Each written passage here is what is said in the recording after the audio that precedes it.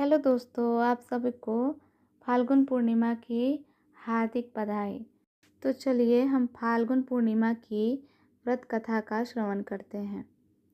फाल्गुन पूर्णिमा की व्रत कथा के अनुसार महर्षि कश्यप की पत्नी और दक्ष पुत्री दिति के गर्भ से हिरण्यकश्यप और हिरण्याक्ष का जन्म हुआ। दोनों ही भाई बहुत बलशाली थे। दोनों ने देवताओं को पराजित करके स्वर्ग पर अधिकार कर लिया था। उनके अत्याचार से देवलोक में हाहाकार मच गया था। तब भगवान विष्णु ने वराह अवतार लेकर हिरण्याक्ष का वध कर दिया। अपने भाई की मृत्यु से क्रोधित हिरण्यकश्यप भगवान विष्णु को अपना शत्रु मान बैठा।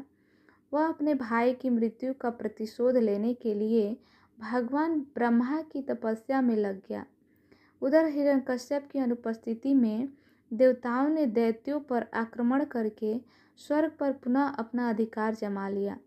हिरण्यकश्यप की पत्नी कयाधु उस समय गर्भवती थी, जिसे देवराज इंद्र ने बंदी बनाकर अमरावती ले जा रहे थे। तभी मार्ग में उन्हें देवर्षि नारद मिल गए। नारद जी ने इंद्र से पूछा, हे देवराज, आप इसे लेकर कहाँ जा रहे हैं? इंद्र ने कहा, हे देवर्षि, कयाधु गर्भवती है। इसके गर्भ में हिरण्यकश्यप की दुष्टात्मा का अंश है, जिसका वध करके मैं इसे छोड़ दूंगा। इस पर देवर्षि नारद जी बोले, इसके गर्भ में तो श्री नारायण का परम भक्त पल रहा है। नारद मुनि की ये बात सुनकर देवराज ने कयाधु को छोड़ दिया।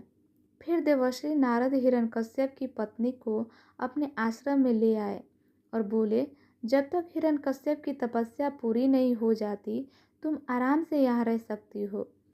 तब से कयाधु देवर्षि नारद के आश्रम में रहने लगी और उनके दिव्य प्रवचनों का रसपान करती रही।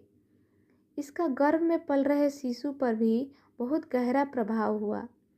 कुछ समय बाद कयाधु ने एक पुत्र को जन्म दिया, जिसका नाम प्रहलाद रखा गया। इधर हिरण्यकश्यप ने अपनी तपस्या पूरी कर ली और प्रसन्न होकर ब्रह्मा जी ने उसे मनोवांछित वर दिया, जिसके बाद वो अपने राज्य वापस लौट आया। कयाधु भी प्रहलाद को लेकर अपने पति हिरण्यकश्यप के पास आ गई। प्रहलाद जब थोड़े बड़े हुए तो उनकी शिक्षा का प्रबंध किया गया। कहते हैं कि एक दिन हिरण्यकश्यप अपने समस्त मंत्रियों के साथ बैठे हुए थे। तभी प्रहलाद अपने गुरु के साथ वहां आए और पिता को प्रणाम किया। ये देखकर हिरण्यकश्यप अति प्रसन्न हुए और बोले, वत्स प्रहलाद, तुमने अब तक की शिक्षा के दौरान कौन सी सबसे अच्छी बात सीखी है?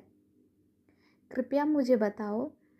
प्रहलाद ने कहा, पिताश्री, मैंने अब तक सबसे अच्छी बात यह सीखी है कि जो आदि मध्य और अंत से रहित है, अजन्मा है, जगत के पालनहार है, दिन दुखियों के स्वामी है, उन श्री हरि को मैं बारंबार प्रणाम करता हूँ।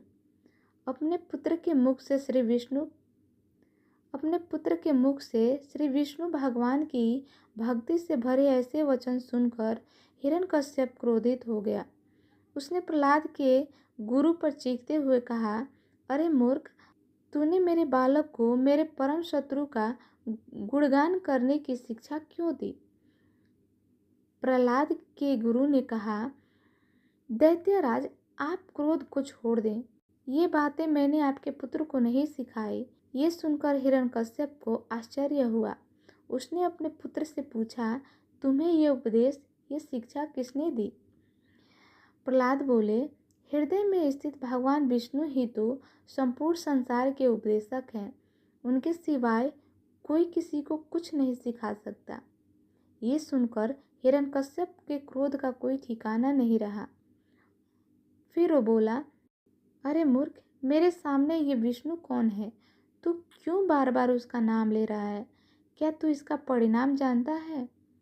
हिरण्यकश्यप ने प्रहलाद को हर तरीके से समझाने की कोशिश की, लेकिन प्रहलाद के मन से भगवान विष्णु के प्रति श्रद्धा तनिक भी कम नहीं हुई।